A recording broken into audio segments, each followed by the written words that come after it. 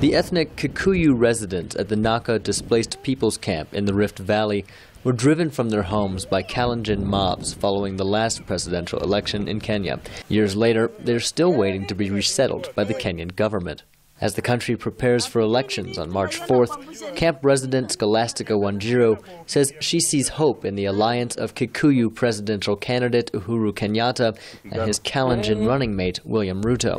It will help us very much because, as you can see, now they are telling us we are brothers and sisters. We have seen the fruits of their union and we are all together now. While the presidential ticket is seen as a uniting force by some, Kenyatta and Ruto are both charged by the International Criminal Court with crimes committed during the violence that followed the 2007 election, including the displacement of people. Many of the victims of the post-election violence were buried in this cemetery here. The area sits right on the border between Kalenjin and Kikuyu land, and while there have been substantial efforts to reconcile the two communities over the past 5 years, both sides do remain suspicious of each other heading into next week's vote. 67-year-old Douadi Githau Kimani says the two tribes have always fought each other over land, but he too is hopeful that the new alliance will work. If they have really united and agreed, and if it's genuine, I will say it is justice, and I'll forget the past.